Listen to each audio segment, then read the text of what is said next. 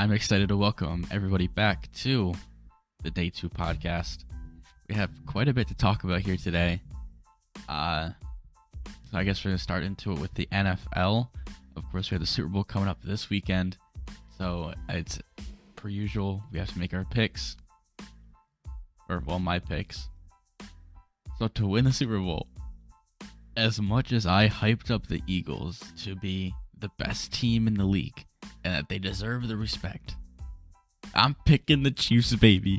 Patrick Mahomes just has that dog. He has the dog in him. You take an x-ray, there's a dog in there. I think that dog is something that the Eagles are kind of lacking. They haven't really had much competition throughout their season to really get to this point.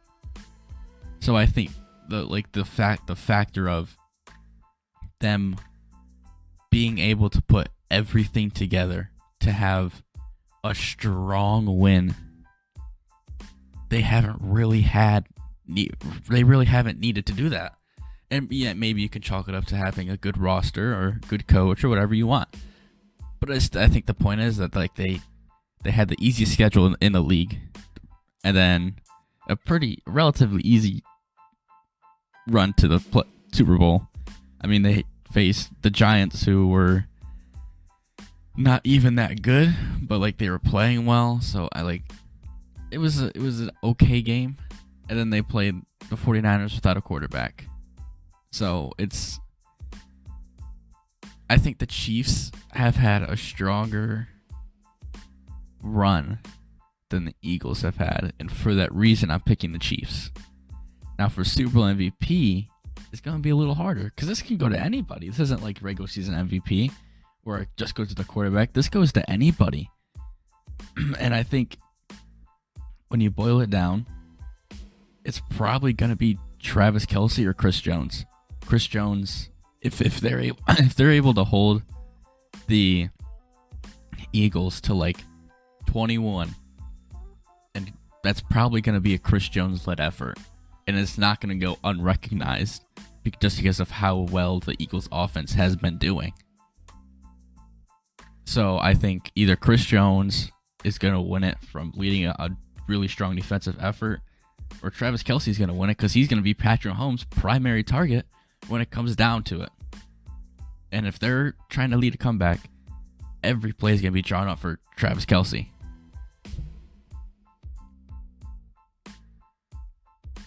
Now, that's really the only thing in the NFL to really kind of talk about right now. We have a whole offseason to talk about drafts and moves and possible trades. So we're going to be saving that stuff.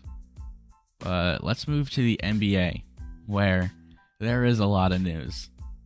So I will go through every pick and give my every trade and give my honest review of them. So a few weeks ago, we got Rui Hachimura to the Lakers for Kendrick Nunn and 3 second-round picks. I mean, it was a good move by the Lakers, I guess. Kendrick Nunn really wasn't doing anything there. He honestly sucked. And so they really just needed to move him. And I think giving up those second-round picks really, it's going to hurt them in the long run. But for right now, if they're trying to capitalize on LeBron's last year with under contract, then it's a decent move for a little bit of depth. But obviously that's not the move that they need to put them into contenders. And then 4 days ago, we had the Kyrie Irving to Dallas Mavericks trade. So it was Kyrie and Markieff Morris for Dinwiddie, Dorian Finney-Smith, a 2029 first-round pick, and then second-round picks in 27 and 29. Holy shit, this is such a good move for Dallas. I don't know what the Nets were thinking. I mean, Dorian Finney-Smith is an okay player. He's a decent role player. But I don't know if they're banking on those picks being really valuable. I mean, they're not going to have Kyrie by then, but the chances are they're still going to have Luka. And by then, Luka's definitely going to be in his prime, because that's 6 years from now. He's going to be 29. Luka's going to be at the top of his game. So I don't know really what they were thinking, but honestly, I think that was a great move for Dallas. It's something that they needed to do. I mean, Kyrie played his first game last night, and Luka was out, and Kyrie put up 24, 5, and 4, I think. So obviously, like, they probably weren't winning that game against the Clippers without Kyrie, which is, it's already proving how valuable this could be, because Luka doesn't need to play every single game in every minute of every single game in order for them to have a winning record. They have somebody else now, which is so good. And then when they play together, it's going to be even better. I don't care about the defense. Luka has one of the best defensive ratings in the league. And since we're getting such a hard on for advanced stats nowadays, I don't understand why nobody's looking at that. Luka's defensive problem is that he gets beat. That's his problem. When he's not getting beat, the stats show that he can be a good defender. And Kyrie is not a terrible defender. He's not good, but he's not terrible. He can play a little defense. And then, I mean, Christian Wood down in the post probably isn't as big as you would like. I mean, it's a little defensive struggle, but when you have two guys capable of dropping 50 both, it's honestly not as much of a problem as people make it out to be. It's the same thing that they did with Steph. Like, oh, he can't be in the top 10 because he's not a good defender. He's decent enough, and he's able to make up for it offensively. But yesterday was the big trade that everybody was waiting for. So the Lakers get D'Angelo Russell, Malik Beasley, and Jared Vanderbilt. Minnesota gets Mike Conley, Nickeil Alexander-Walker, Juan Toscano-Anderson, Damian Jones, and second-round picks in 24, 25, and 26. The Jazz get Westbrook and the Lakers' 2027 first-round pick, which has top 4 protection on it. This is what the Lakers needed to do. They turned Russ and the old reliable 2027 first-round pick into depth. And D'Angelo Russell isn't that good of a player, but he's better than Russ. He's more serviceable than Russ. He's not going to try to take the last shot. He'll give it to LeBron. He'll give it to AD. He'll give it to Rui Hachimura. Malik Beasley, he's okay, he's a solid bench player. And Jared Vanderbilt, I really like acquiring him because he's young and defensive. I think he's like 24, I want to say. But he's a really good defender. Not as good as any offensive production, but he's a good defender. On the Minnesota side, they're getting picks, which they desperately needed. And they're giving up D'Angelo Russell, who was probably going to get moved anyway. But I feel like the Timberwolves could have gotten more out of this. I mean, they got Mike Conley, who has 2 years left on his deal, 1 year. Rather than D'Angelo Russell, who I think has 3 or 4, something like that. 3 maybe. And then Utah gets Westbrook, which they're rebuilding. They would get Westbrook in a first, which is what they want, because they are in pure rebuild mode. They do not care about contending right now. So to get Westbrook on an expiring deal that they can just buy out or just let it go to the offseason, and then get a pick 2, it's only going to help them. That's going to clear, $43 million of cap? And they could go out and get some sort of star. It was kind of just perfect for them. Like, this. I don't see why the Jazz had the best deal, I think, out of the 3 teams. And then Josh Hart was sent to the Knicks for Cam Reddish and a 2023 first-round pick, which has a lottery protection. I don't understand why the Knicks hate Cam Reddish. I don't get it. They never played him, and then now they traded him. He's going to ball out in Portland. I think he probably serve as like the 6th man or something. He's going to ball out. He's a good player. They just never gave him any minutes to do anything with. It was just stupid. I don't understand the move for the Knicks. Josh Hart isn't that good. I'd rather have Cam Reddish than Josh Hart. But anyways, the Spurs sent Jakob Poeltl to Toronto for 2024 first round pick, and 2 future second rounders. And Kem Birch. I don't know if I understand it. I don't know if San Antonio just is doing the DeJounte Murray thing, where they don't want to waste the player because they're just tanking. I don't know. I don't know why Toronto really wants Jakob, because they have Siakam. But I don't know. I mean, I don't know what's going on in Toronto. They really just need to blow that whole situation up. Personally, I think Toronto should just start the rebuild. Van Vliet isn't playing very good anymore. Siakam is just getting wasted. OG isn't able to do what he needs to do. OG's playing great, but there's not a good enough roster there to have a championship with. And if you're not building a good enough roster, how are you going to win a championship? I don't know. I don't think Jakob Poeltl is going to get you over the hump to make you contenders. He's not. He's just... it's just part of it. I think a first-round pick in 2 seconds for Jakob Poeltl is a bit crazy. I think that's an overpay, but especially for what they need, they don't need Jakob. I don't know. I personally think they should go with trading Siakam, getting the max value out of him right now, because that's what that is. That's what he has. Siakam's probably has his best trade value that he's had his entire career.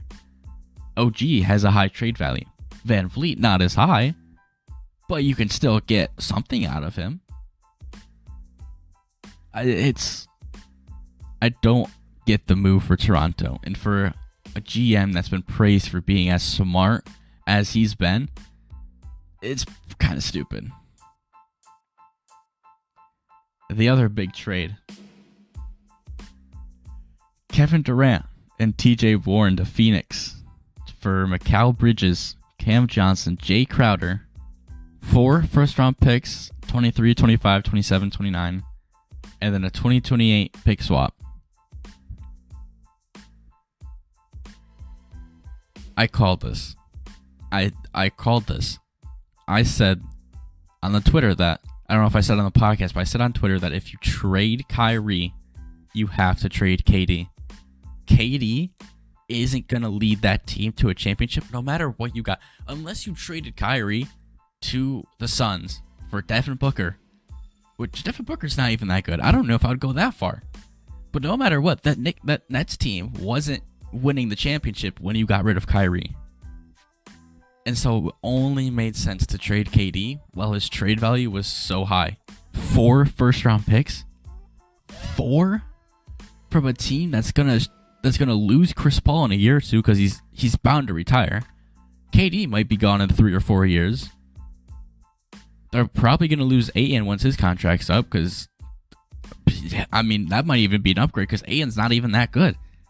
Devin Booker, who knows if he wants to resign? This is the first Nets move that they made in 4 years. This is the first good move that they made in a long time.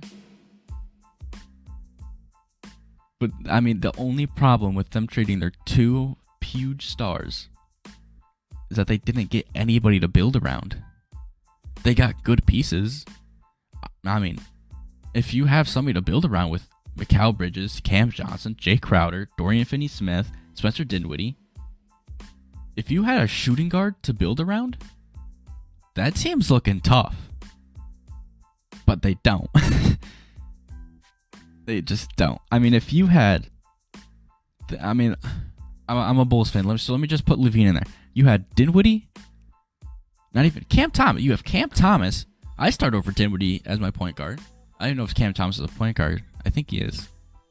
We have Cam Thomas or Dinwiddie. Put Zach LaVine in that 2 slot. And then you have Mikal Bridges, Dorian Finney-Smith, Nick Claxton. That's a playoff team, if you ask me. That's a playoff team. Maybe not contenders, but that's a playoff team. That's a team you can build with.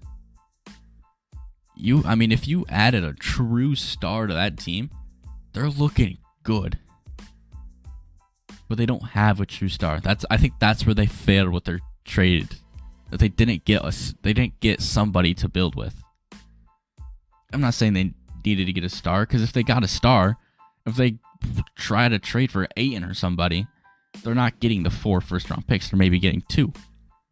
They're not getting a guy like Mikal Bridges who can play every single game in a season for 4 straight seasons.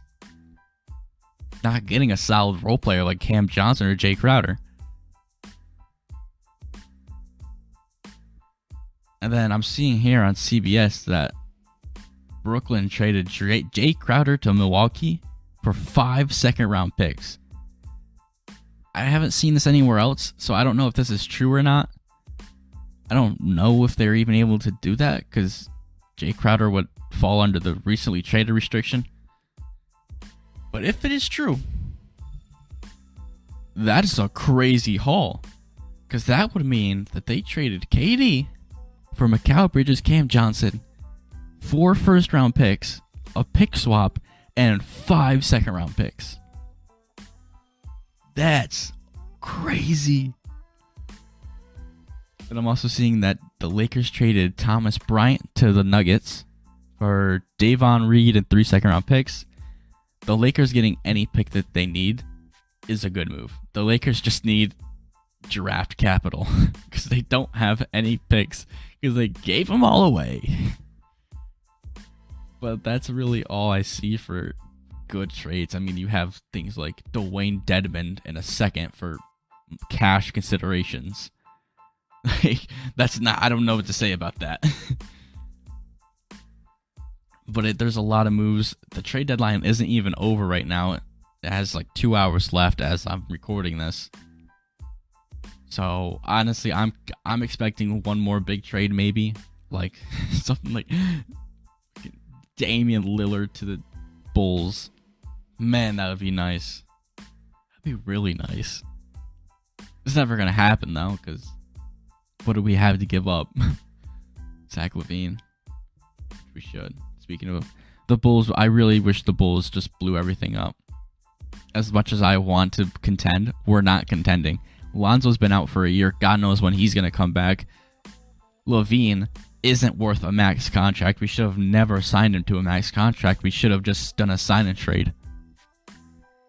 DeRozan's playing nice. I like DeRozan. The problem is, he's not gonna get us anywhere. The only player to keep would be Vooch, but that's because his deal's expiring. I don't think we really should re-sign Vooch unless we get him cheap.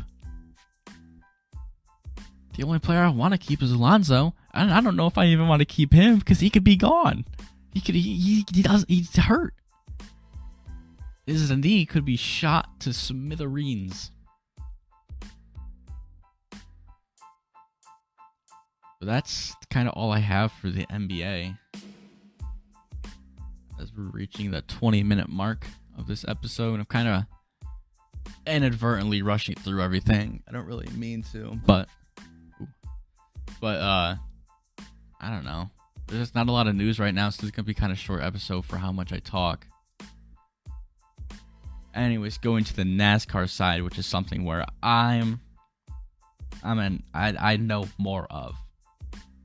So if you guys don't know, I have been watching NASCAR more than any other sport that I'm gonna talk about. I started watching NASCAR in 2018, started watching football 2020, started watching the NBA in like 2019.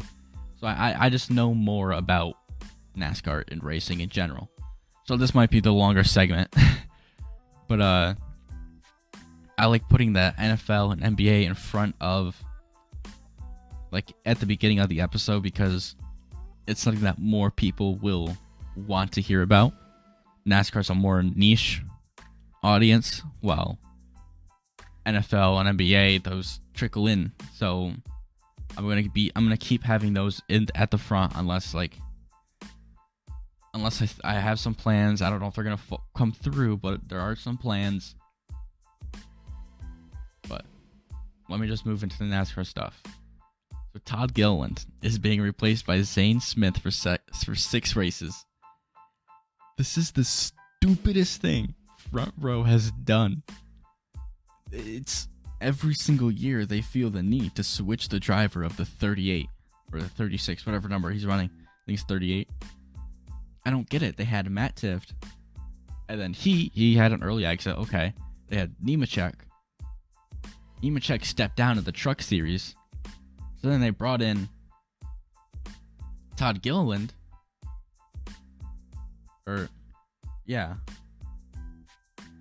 No, it's 2020. They brought in anyways, they brought in somebody else, and then Todd Gilliland came in. And now they're replacing. Todd Gilliland's gonna be the first person to repeat in the 38 car, and it's so long. And he's just gone. He's not there. He's not having a full season. He's not going to be eligible for the championship because they're not giving him they're not putting him in another ride to run the whole season. He's not going to get a waiver. So they're eliminating one of their drivers from playoff contention for what?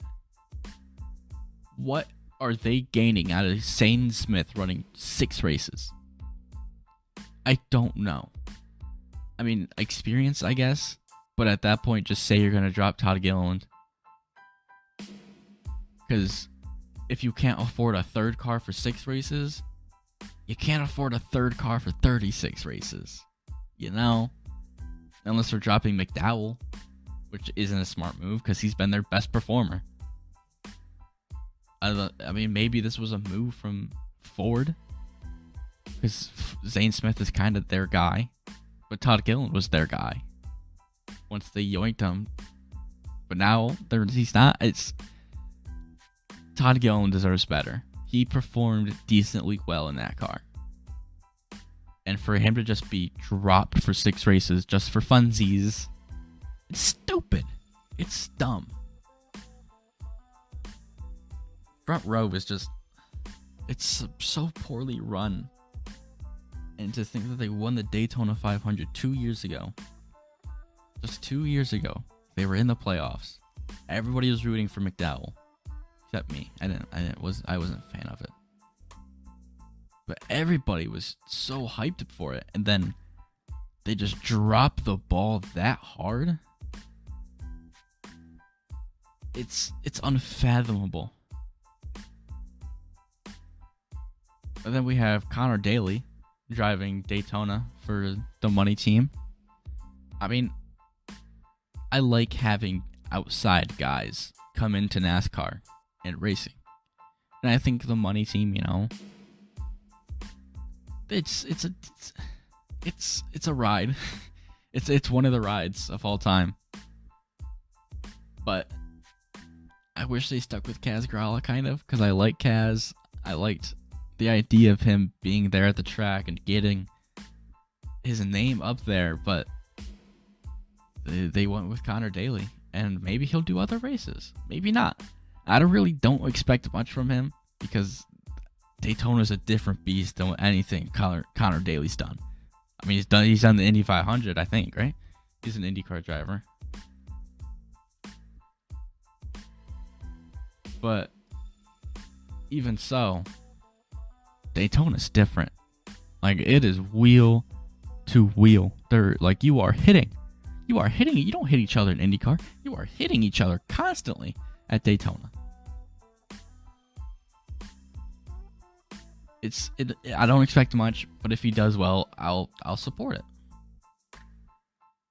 Another thing I want to get into. So Denny Hamlin has a new podcast with Dirty Mo Media, Dale Jr.'s media company. And honestly, they've been putting out, I think they have like 3 new podcasts this year or something like that. They have the new download. They have Door Bumper Clear, Denny's new podcast. I think they have a betting podcast with Steve Letarte coming out. And I think there's one more that I can't remember. but I listened to the first episode of Denny's podcast, and Denny has a lot to learn, I think. I found it so hard to listen to the episode. And, it's kind of similar to this. Like, it was kind of him just, like, talking and then stopping, and then talking and stopping. Like, there's a lot to learn for him to try to do this, like, on the scale that Dirty Mo is. And his co-host, oh my god, his co-host sucked. Denny would say something, and his co-host was like, yep, yeah, totally. It was dumb. It was like, maybe that's why I didn't like it. But the co-host is there to talk with the main person, and to keep a conversation going. So that way it's not just a weird, awkward pause between everything. But wow, he contributed nothing to the episode. Nothing. It was so dumb. And one of the things he talked about was, like, the Clash. Like, he didn't really even, like, talk about anything. Like, I felt like it was just so empty. But speaking of the Clash, a lot of people are saying, "Oh, get rid of the Clash. It's like we have to rotate it." Why is everybody's solution to everything to rotate it? Oh, rotate the All-Star race every year. Oh, rotate the Clash every year. Why? Why not have these exhibition races at tracks we don't run at? I like having the Clash at the Coliseum. I think it's a cool thing in a cool market that NASCAR is able to expand with. I mean, like, what other track are you going to be able to promote a halftime Wiz Khalifa concert? No, nothing. You're not going to promote that to Talladega. You're not going to have 3.5 million people watch a 16-car field race at Talladega. There's a reason why the ratings are still higher than Daytona. Because it's something that people don't see regularly. We don't see these cars drive at a quarter-mile track every week.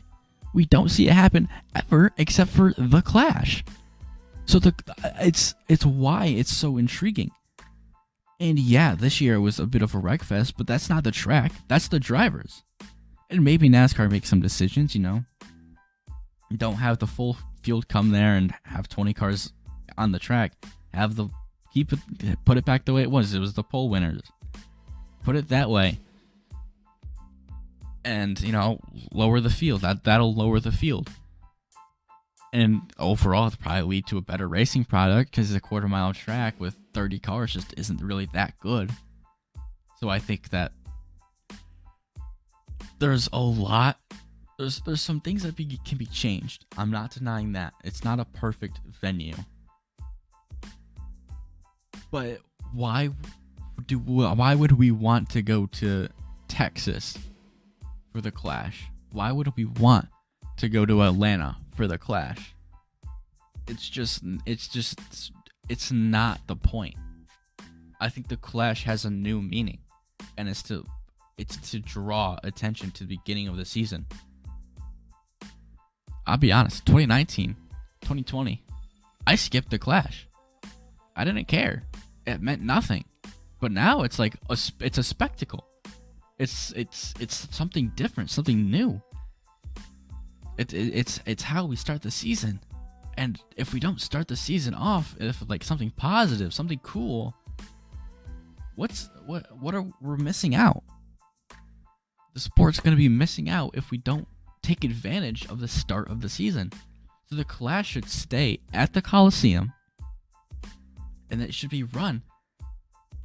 It's very simple. I think the heat format is good. Maybe we knock out a few more cars. Maybe I don't know. Maybe we just do the pole sitters. Maybe we take race winners and pole sitters and do heat races with them. Have like a 15-car field. That's good for a quarter-mile track.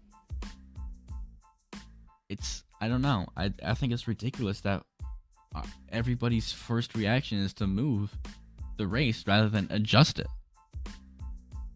If the Daytona 500 stinks 5 years in a row, we're not going to say to move it. We're just going to say, oh, create a different rules package, create a different car.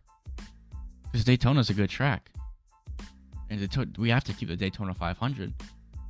But people are just scared of new things. People are scared of being in LA. People are scared of being on a smaller track.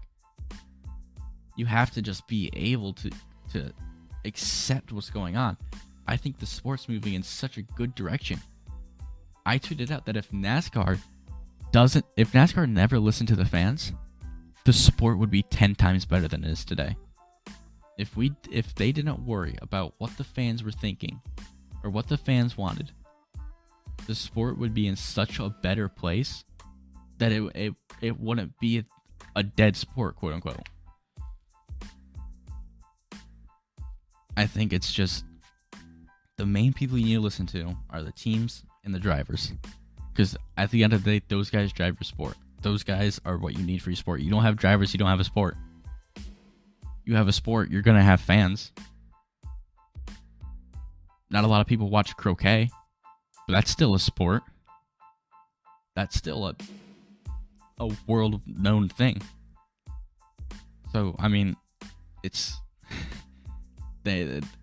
so crazy how the fans drive so much change in the sport. And then they complain when that change doesn't happen like they want it to. They complain when the change that they begged for doesn't work out. They called for them to get rid of Daytona. They moved it to the road course. Oh, it's not enough cars for that big of a track. So they moved it to a smaller track. They moved it to a new venue that nobody's ever raced on. And now people are saying, oh, well, we have to rotate it every year because it keeps it fresh. No. I don't want to see 15 cars parade around Texas Motor Speedway to start off our season. I want to see 30 cars spun out on the backstretch of the LA Coliseum while the fire's being lit in the Olympic torch.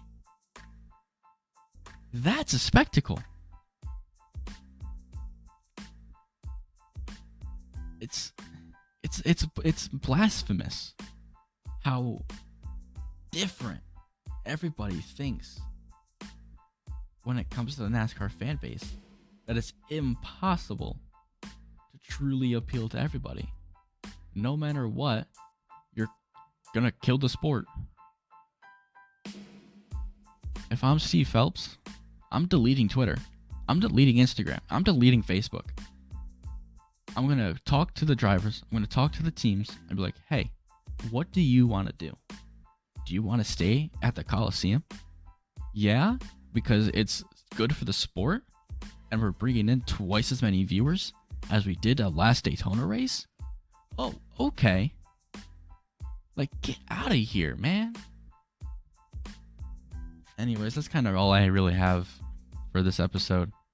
I hope you guys enjoyed my little ramblings, and I'll see you on the next episode. See ya.